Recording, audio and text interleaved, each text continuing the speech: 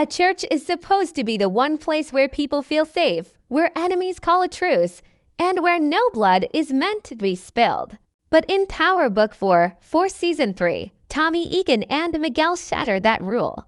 The shocking moment when they storm into a church, guns blazing, isn't just random violence, it's a carefully built decision that ties into their struggles for power, respect, and survival.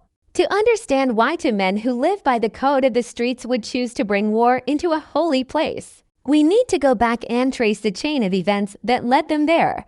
Tommy Egan has always lived with one foot in chaos and the other in ambition.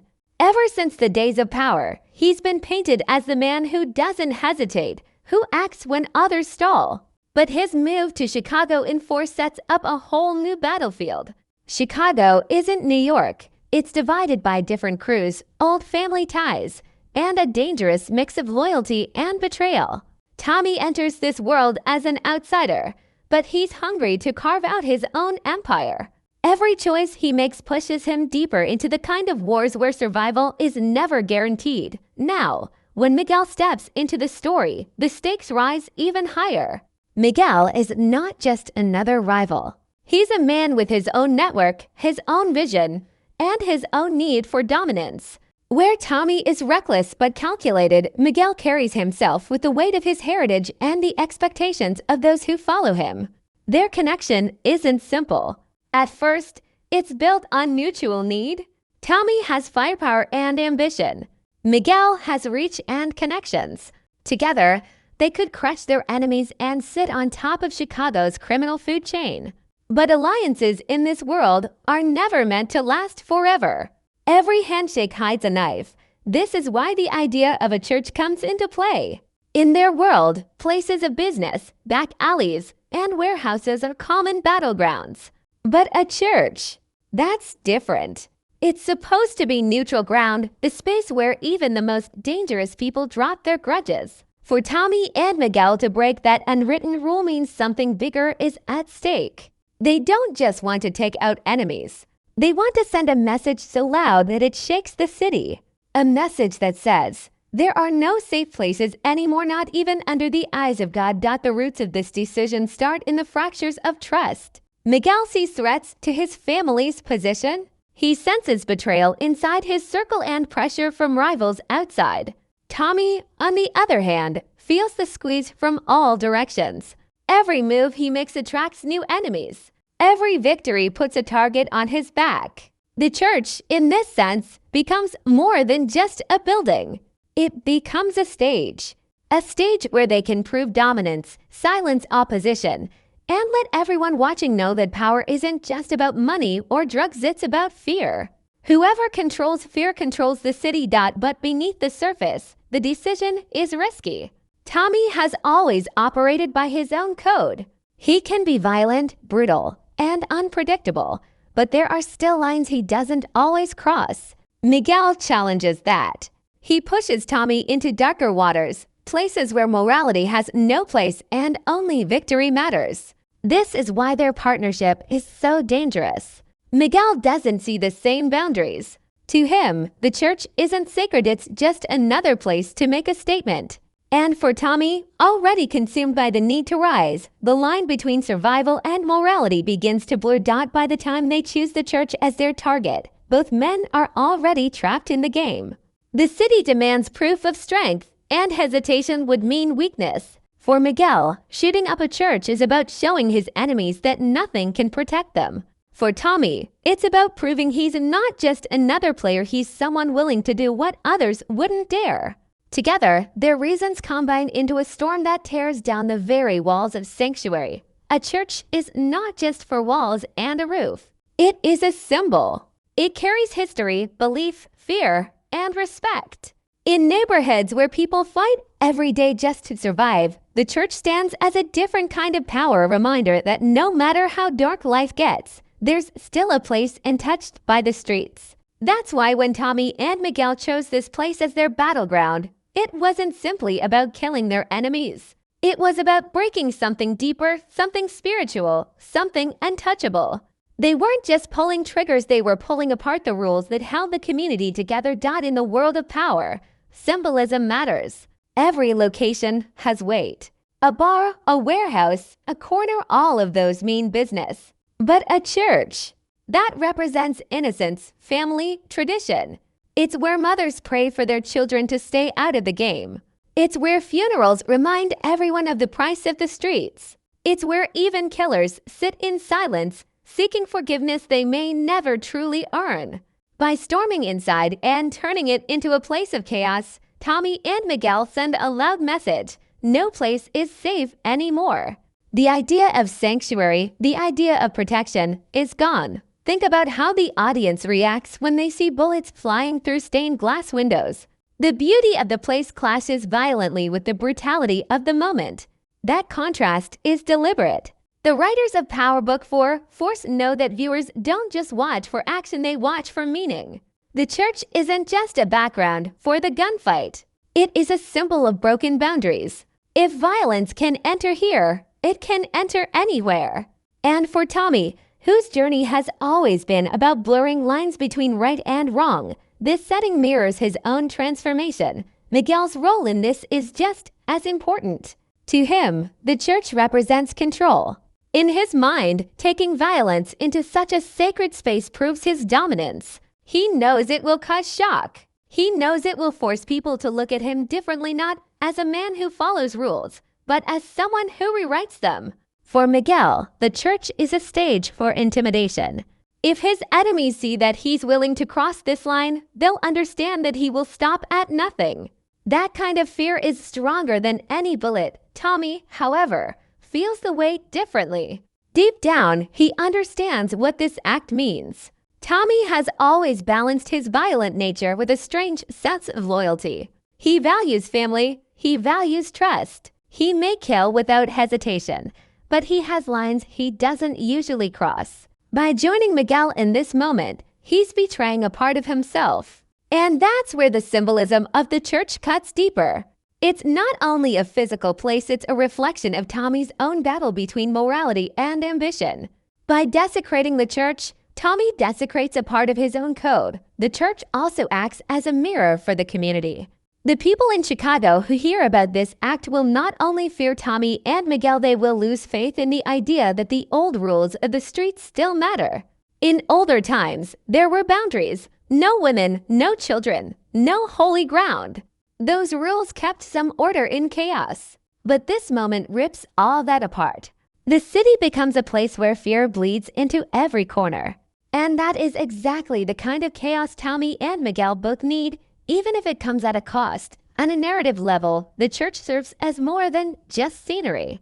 It is the writers showing us that the story has entered a new stage. No longer is this just about gang wars or business deals. Now it's about morality itself. What happens when characters decide that nothing is sacred? What happens when survival demands the destruction of the very symbols that once gave people hope? For Tommy and Miguel, this isn't just a firefight.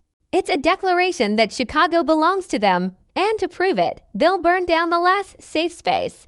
This is why fans of Force will never forget the church scene. It's not only shocking for the violence, it's shocking because of what it means. The stained glass shattering, the holy silence turned into screams, the sacred turned into sinful, it all tells us that the story has taken a darker turn. And it tells us something else. The characters we thought we understood are changing. Tommy is stepping deeper into darkness. Miguel is proving his ruthlessness. And the city of Chicago is losing its last piece of innocence by choosing a church. The writers made sure that this moment wouldn't just be about bullets, it would be about meaning. And that meaning will haunt both the characters and the audience for the rest of the season. Every shocking act in Power Book 4, Force has a reason, and the church attack is no different. On the surface, it looks like madness to men blasting their way through a place that should be untouchable. But when you peel back the layers, you see that Tommy and Miguel didn't just wake up one morning and decide to desecrate a sacred space. Their decision came from fear, pressure, and a desperate need to prove something bigger than themselves. To understand it, we have to look at their motivations not just as criminals, but as men trying to survive in a city where weakness gets you killed. For Miguel, the church is personal. His world is built on family, respect, and legacy. Chicago isn't just business to him, it's blood. In his eyes, every rival who threatens his name is threatening generations of sacrifice and honor. By striking inside a church, Miguel turns a battle into a statement. He isn't just taking out enemies. He's sending a warning to anyone who might even think of testing him. If I can bring violence here, his actions scream, then nowhere is off limits. This kind of motivation isn't about chaos for chaos's sake, it's about rewriting the rules of power. If people fear you in the most sacred place, they'll fear you everywhere. Tommy's motivation is different, but just as powerful. For Tommy, every decision comes back to survival and ambition. He's not native to Chicago. He came in as an outsider, and from day one, he's been forced to prove himself. Every corner he takes, every deal he makes is a test. And in a city as cutthroat as Chicago, hesitation is death. The church attack, then, is Tommy's way of proving he belongs. It's not just about aligning with Miguel, it's about proving that he is fearless, that he is willing to go where others won't. For Tommy, violence is currency, and in this moment, he spends it all to buy his place at the table. Yet Tommy's motives aren't purely about ambition. He's always been a character torn between loyalty and power.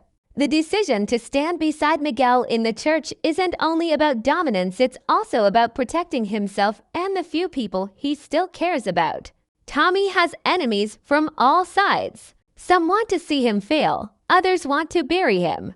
Aligning with Miguel, even in an act as extreme as this, gives Tommy a shield. It's survival disguised as savagery. He knows that if he doesn't move first, someone else will. In that sense, the church isn't just a battleground, it's a lifeline. There's also pride. Tommy has always had a fire in his chest, a refusal to bow to anyone. His motivation here is as much about ego as it is about strategy.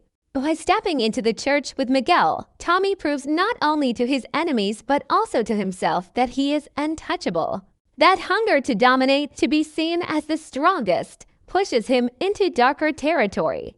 It's the same hunger that's driven him since New York, the hunger that keeps him moving forward even when the cost is too high. Together, Tommy and Miguel's motivations create a storm. Miguel acts out of legacy and fear of betrayal. Tommy acts out of survival and ambition. Both men share one common goal: control. They want to control the streets, control their enemies, and most importantly, control the narrative. Shooting up a church is the ultimate way to say, we are the ones who decide the rules now. But this choice also reveals something tragic. Their motivations, while understandable in the context of their world, drag them into a place where morality no longer matters. Miguel proves his ruthlessness. Tommy sacrifices a part of his code. The church becomes the cost of their ambition, and in doing so, it exposes the emptiness at the heart of their power. Because when fear becomes your only weapon, you also become a prisoner of it. Every act of violence demands another. Every show of strength creates new enemies. And so, even as Tommy and Miguel stand tall in that moment, the motivations that led them there are also the seeds of their downfall. In the end, the motivations behind the church attack are not simple. They are layered with fear, pride, betrayal, ambition, and survival. And that complexity is what makes the scene unforgettable. It's not just about bullets, it's about what drives men to pick up guns in the first place. And for Tommy and Miguel, that drive is what will both raise them higher and drag them deeper into the darkness that defines Power Book 4, Force. The sound of gunfire fades. But the echoes of what Tommy and Miguel did inside that church don't vanish with the smoke. The true weight of the attack isn't measured in bodies or bullets, it's measured in consequences. Because when you cross a line as bold as turning a holy place into a battlefield, you don't just make enemies, you change the rules for everyone. The aftermath of the church shooting ripples through every corner of Chicago, shaking alliances, igniting rivalries, and leaving even Tommy himself questioning what he's become. First, the streets react. Word travels fast, faster than any bullet. By the next morning, everyone knows Tommy and Miguel violated the last untouchable ground. For some, it inspires fear. Rival crews suddenly realize that if these men can storm into God's house with no hesitation, then there is no safe space left. The fear that spreads across the city works like wildfire. Shop owners, corner boys, even hardened killers whisper about the attack. Miguel wanted this reaction. He wanted to choke the streets with terror, to make his enemies think twice before even speaking his name. In that sense, his goal is achieved. Fear is his currency, and after the church, he's richer than ever. But fear doesn't exist without anger. And this kind of act doesn't just create silence, it creates outrage. For rival gangs, this attack is a provocation they cannot ignore. To them, it's not just an assault on enemies, it's an insult to the code. Even the streets, which thrive on violence, still had boundaries. And Tommy and Miguel shattered one of the last ones. Suddenly, enemies who once fought each other now have a reason to unite, because when a line this sacred is crossed, vengeance becomes a shared language. The church attack doesn't just eliminate rivals, it multiplies them. Inside Miguel's circle, the aftermath is complicated. On one hand, he looks untouchable. He's proven himself as a leader with no limits. But among his closest allies, doubt creeps in. Some of them fear him, yes, but others wonder if he's gone too far. Family members, those who once saw him as protector, begin to see him as a man possessed. Whispers of betrayal grow louder. And in the game, loyalty born from fear is always fragile. Miguel may have strengthened his image in the streets, but within his home, he risks planting seeds of rebellion. For Tommy, the aftermath cuts deeper. On the outside, he stands tall, showing no regret. He wanted to prove that he was fearless, and the church attack does exactly that. His enemies are terrified, and his alliance with Miguel looks stronger than ever. But internally, the weight is heavy. Tommy has always been violent, but his violence carried its own strange logic. He killed for business, for loyalty, for revenge, but rarely for spectacle. The church is different. It forces him to confront the question he's been avoiding. How far is too far? The church also pushes Tommy into dangerous isolation. Those who once respected him now look at him differently. His reputation grows darker, and with it, the fear that he might turn into something he never meant to become. Even his allies begin to wonder if Tommy would defile a church. What line would he not cross? For a man who still clings to the idea of loyalty, this reputation becomes a double-edged sword. Respect without trust is the kind of power that eventually collapses. The aftermath also plays out in the community. Churches are not just buildings, they are the heart of neighborhoods. Families who once turned to that church for hope now see it as a reminder of terror. Funerals held there feel different. Prayers spoken there feel broken. The violence inside those walls becomes a stain that cannot be washed away.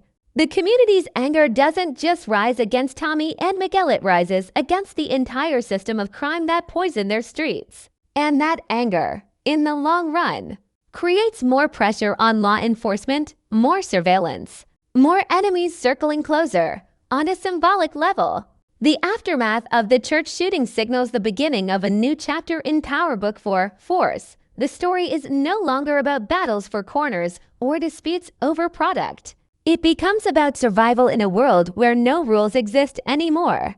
By crossing the line, Tommy and Miguel force every other character to take a side, either adapt to this new lawless reality, or fight to bring back the boundaries that once kept chaos in check. And finally, there is the quiet aftermath, the one that plays out in Tommy's mind. For a man who has lost so much, who has already buried pieces of himself in the dirt of New York and now Chicago, the church attack feels like both a victory and a loss. He won the fear, he won the dominance, but he may have lost a piece of his soul.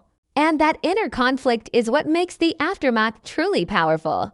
Because while Miguel sees only triumph, Tommy is left haunted.